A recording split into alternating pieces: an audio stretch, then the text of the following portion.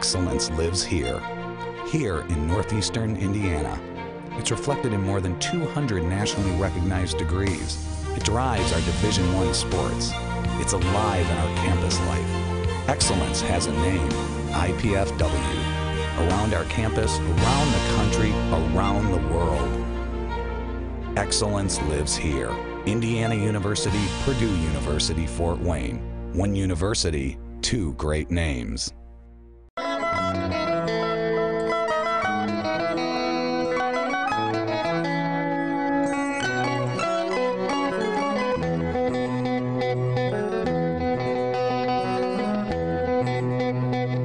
This is Arts Weekly.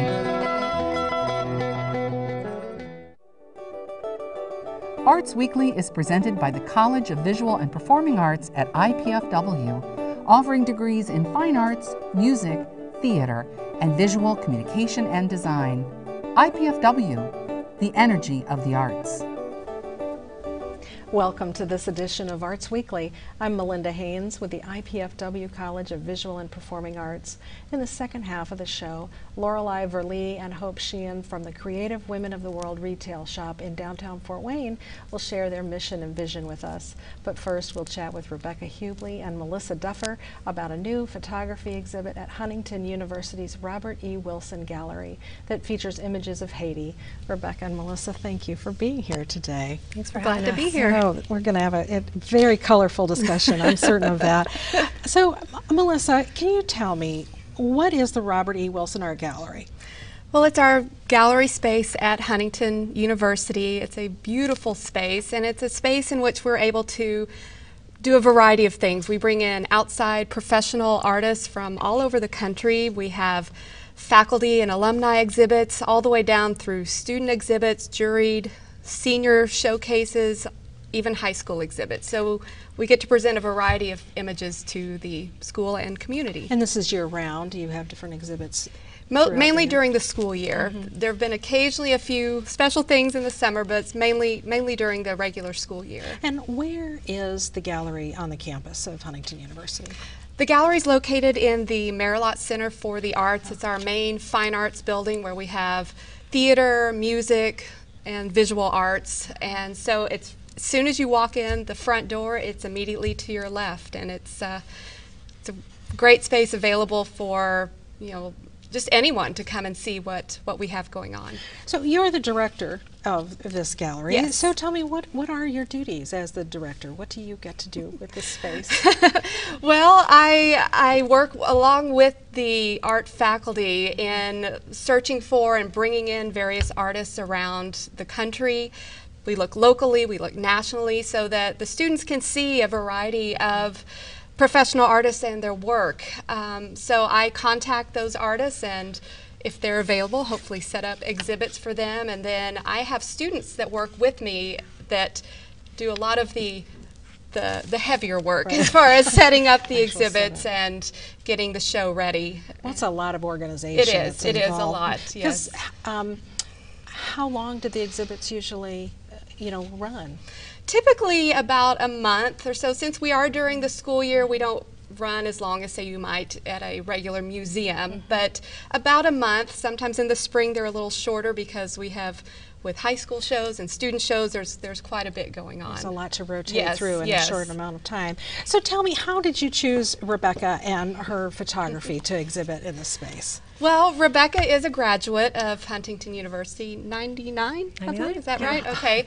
And she also is on adjunct faculty teaching photography. And so we're talking, and she was telling me about one of her recent trips to Haiti, and just hearing her story and having seen some of her work already, I felt would be a compelling visual exhibit to have that, certainly with her story as well, I think is fascinating. Well, so Rebekah, tell us a little of this story. What has inspired you to take these photographs? I've been going to Haiti since I was about 6 months old. Oh. So growing up in Haiti, the country of Haiti and the people of Haiti are very, very dear to me. I always call Haiti my second home. And so doing these the people of Haiti are a lot of what Haiti is to me. You know, back here in the States, everyone sees what's on the news. That's a really skewed view of what Haiti is. And it's the people and her country and her land. It's amazing. And so I really, in my photography and everything that I do, I want to capture these images, how I see them, and show you a new way of looking at something, whether that be an abstract image or in this case, it's people. And I want you to see Haiti through my eyes because it's the Haiti that I know and love. It's not the Haiti that you see on TV. So how did you get to Haiti when you were 6 months old? What took, I'm assuming your family lived there? Not quite year-round. My father's a doctor in Bluffton, and my mother's a nurse, and one of the surgeons, he's now passed away, he started a medical compound north of Port-au-Prince, and so they would circulate American doctors down there year-round. So we would go for a few weeks during the school year and a few weeks during the summer. And I've been doing that my whole life. So when did you start taking the photographs? Interestingly enough, I started photographing when I started college. It would have been, I remember it was in fall of '96. It's my first experience with a darkroom, my first experience with film, and I was hooked. It's my love, it's my passion, it's the way that I can show you the world. So are some of the photographs in this exhibit from that first foray into photography, or I mean this? No, more recent. More recent. There's a few from a trip that my husband and I took in right before the earthquake in October of 2009. There's actually a few from, I have an adopted son from Haiti. There's a few from that trip. The majority of the photos are from a trip that I took last fall. What would have been fall of 2011. And to go find my son's mother in Haiti. And so the vast majority of the exhibit is from that trip. And the size of these photographs are sort of unique. So tell us why you chose this large size. It is. And we mean large by 16 by 20s. Yes, they'll be 16 by 20s. So many of them are close faces. I want you to really connect with the people that I photographed. A lot of them are children.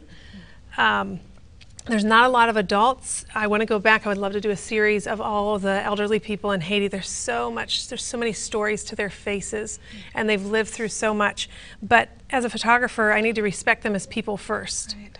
And they're not subjects. They're people, and so I have a lot of children because I will sit down and I'll play with them. And within the few minutes I get to know them, and I'll show them their faces on my camera, because I can just reverse it and through the DSLR show them their images, and it just breaks the whole mood, and I've got free access to them. Whereas an adult, I want to get to know you before I photograph you. You're not just an object, you're a person first. Yeah. And so I have some of older people. There's an image in there of a woman from the back. It's very quintessential Haiti. It's a woman, and she's carrying a basket on her head with vegetables. I think it was already shown. It's from the back because it represents any woman there in Haiti, and I didn't photograph her from the front. You know, it's not my story to tell unless I know her. Right. So, and I want people, I want them to be drawn. The first part of the exhibit you go through, and it's all black and white on the one side, and that's purposefully because I want, this is kind of how everyone sees Haiti, very impoverished, very sad, very depressing, and then it goes into full color. Because when you come out of the gallery, I want you to feel very uplifted and to have a new view of Haiti and its people. And so it's a journey through the gallery. Well, and there's one photo that I understand is very special. It's near your artist statement, or maybe it is your artist statement. It is. It will Tell be. me about that. The image is, it was in 2009. I was at a place called Caribe. It's in Pétionville, north of Port-au-Prince, and it's a lavish hotel. I mean, lavish, something, and next door there might be a slum. But I'm photographing across the valley, and you see the huts over there, the houses, the shacks, whatever you want to call them, and so many people see Haiti from afar and through this skewed view. And the image is really hard to look at because it's not in focus, and it's purposeful because so many people don't get it, and they can't bring Haiti into focus, and they can't see it. And so how can you help unless you actually see what it is? And so it's kind of my way of describing what Haiti is. It's also a complete dichotomy. You have the very rich, where I was standing, and right across the valley is the extreme poor. It's so hard for us to imagine what that is, I think. It is. Most Americans who haven't traveled like that, you can't even imagine. You can't. Now, there is some symbolism behind your framing that you're using in this exhibit as well. Yeah, when I was talking to Melissa about how he's going to frame them, at first I was just going to go your traditional black frames, and the more I thought about it, these photos can stand alone. They don't need anything framing them. The Haitian people are very simplistic. They don't need much to be happy or to be who they are, and so they are strictly glass gallery frames. There's no edges, there's just little metal clips on each side because the photos can speak for themselves. They don't need anything to offset them. They are what they are. There's images sound absolutely glorious. Now, how many of Rebekah's photos are there in this exhibit? Well, we had talked about this, and certainly with the story that she wanted to tell and have it be concise, I think that we ended up with 30. 30, yep, 31 with the artist statement. That will be shown so that you can have a very clean vision of what she wants to tell. And when is the exhibit running? The exhibit opens January 31st and runs until February 21st. Okay. And what are the hours of the gallery? The gallery's open Monday through Friday, 9 to 5, and then when we have other special events like music concerts, theater performances, the gallery's open in the evening so that people coming to those can enjoy the gallery as well. Well, and you have an evening artist reception for Rebekah too, so what is happening with that and when is that? That is on Friday, February the 8th. It's from 6 to 7:30. It's open to anyone who wants to come. So it's a really nice evening. We have refreshments, and you can come and not only see the work, but then hear Rebekah talk about the work, ask her questions about any specific pieces. That sounds like it's going to be a great night. Very interesting exhibit. Well, thank you both so much for being here today. The details really, it looks like it's a fabulous and enlightening photography exhibit. As we get ready for our next guest, please take a minute to view our performance calendar of what's coming up in our area. You also can follow us on Facebook, Twitter, and YouTube. We'll be right back with Lorelei Verlee and Hope Sheehan from the Creative Women of the World Retail Shop in downtown Fort Wayne.